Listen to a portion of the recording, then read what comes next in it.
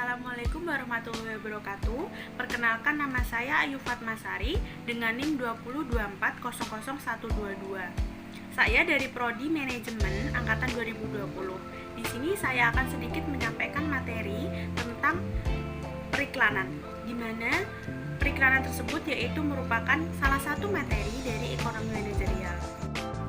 Di era modern, persaingan bisnis telekomunikasi sudah semakin kuat, yang dimana perusahaan dituntut agar mampu bersaing secara kompetitif serta mampu memberikan penyampaian komunikasi yang jelas dan lebih baik, dan berbeda dengan pesaingnya.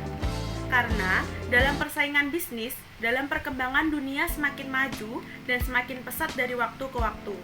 Dan salah satu bentuk informasi dalam kegiatan pemasaran yang banyak diterapkan perusahaan yaitu konsep periklanan. Periklanan adalah komunikasi non-personal melalui beragam media yang dibayar oleh perusahaan-perusahaan bisnis, organisasi-organisasi non-profit, dan individu-individu yang dalam pesan periklanan dan berharap untuk memberitahukan atau membujuk anggota-anggota dari penerima pesan tertentu. Pada dasarnya, periklanan sendiri bertujuan untuk mempengaruhi dan mengubah sifat serta keputusan konsumen dalam suatu produk atau jasa tersebut, yang dimana konsumen akan mudah memprovokasi dan mempengaruhi dari adanya periklanan tersebut. Dengan adanya media sosial yang semakin berkembang dan sangat pesat, juga menawarkan berbagai kemudahan dalam penyebaran informasi yang dapat diakses oleh semua golongan. Yang berikutnya yaitu jenis-jenis periklanan. Pada dasarnya, iklan sendiri dibuat untuk diarahkan kepada publik, karena periklanan merupakan upaya komunikasi persuasif untuk mengubah atau memperkuat sikap sebelumnya yang dapat diprediksi. Periklanan sendiri diharapkan sebagai media informasi dan harus mampu mempengaruhi konsumen. Oleh karena itu, terdapat beberapa jenis-jenis dari periklanan, diantaranya yaitu sebagai berikut. Yang pertama yaitu iklan produk. Dalam jenis iklan produk ini dapat berupa barang yang diiklankan adalah produk konsumen. Pada jenis iklan produk ini merupakan jenis iklan yang paling umum digunakan. Pada jenis iklan ini mendefinisikan tentang produk dan menciptakan nilai yang seolah-olah produk tersebut merupakan produk impian yang wajib dimiliki oleh konsumen. Yang kedua yaitu konsep periklanan. Pada konsep periklanan ini dimaksudkan di mana periklanan tidak hanya sebatas memberikan informasi tentang produk dan jasa, melainkan mampu menerima ide yang tidak berhubungan dengan penjualan produk dan jasa. Karena pada dasarnya pada konsep ini iklan harus mampu merencanakan apa yang akan dikomunikasikan serta pesan apa yang akan disampaikan kepada konsumen yang bisa dikatakan sebagai gagasan atau ide. Lalu yang ketiga yaitu iklan informatif. Jenis dari iklan ini di mana dengan adanya iklan tersebut diharapkan mampu menciptakan kesadaran dan pengetahuan tentang produk baru atau bahkan dari produk baru tersebut. Yang berikutnya yaitu iklan keuangan. Dalam jenis periklanan ini merupakan jenis yang berhubungan dengan bentuk laporan keuangan sebuah perusahaan.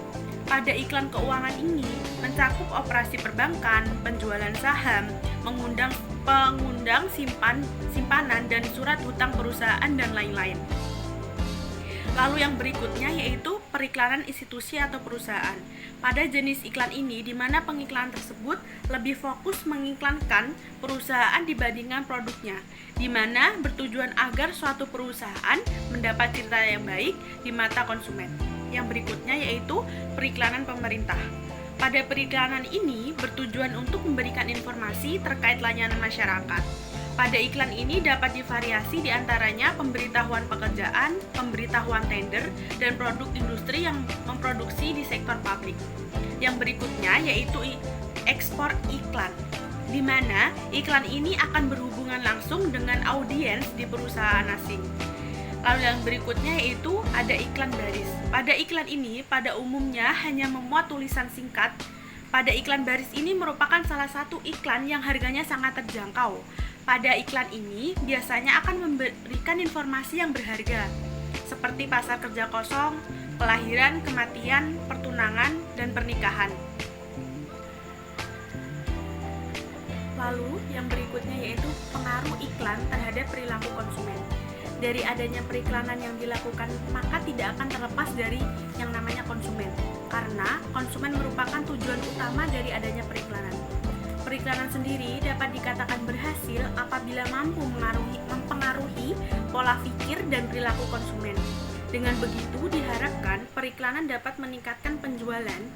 Dalam bentuk suatu periklanan dapat dikatakan efektif apabila periklanan tersebut mampu disukai oleh para konsumen. Karena pada dasarnya konsumen sendiri akan mengetahui informasi terhadap suatu produk berdasarkan suatu periklanan yang kemungkinannya muncul di media informasi seperti internet, televisi, media sosial, dan lainnya. Iklan itu sendiri harus dirancang semenarik mungkin dan berbeda dengan pesaingnya, agar dapat lebih mudah konsumen untuk mengingat serta membedakan dengan pesaingnya. Namun, terkadang masih banyak para konsumen yang salah menanggapi adanya periklanan, yang dimana implementasi periklanan di internet itu sendiri dapat berpengaruh besar. Sedangkan fungsi dari iklan sendiri dalam pemasaran yaitu untuk memperkuat dorongan, kebutuhan, dan keinginan konsumen terhadap suatu produk untuk mencapai pemenuhan kepuasannya. Menurut Jaya Kusuma tahun 1982, agar iklan tersebut mampu berhasil merangsang tindakan pembeli, maka setidaknya harus memenuhi kriteria AIDCDA, yaitu dimana yang pertama yaitu attention, dimana periklanan itu sendiri harus mengandung daya tarik agar para konsumen tertarik terhadap produk yang baru atau jasa dari perusahaan tersebut. Yang kedua yaitu interest, dimana periklanan diharapkan mengandung perhatian dan minat. Yang ketiga yaitu desire, dimana maksudnya yaitu periklanan dapat memunculkan keinginan untuk mencoba dan memiliki barang atau jasa tersebut. Yang keempat yaitu conviction, dimana dari adanya periklanan tentunya harus memberikan keyakinan dan penuh terhadap produk yang akan diiklankan agar para konsumen lebih yakin. Yang kelima yaitu decision.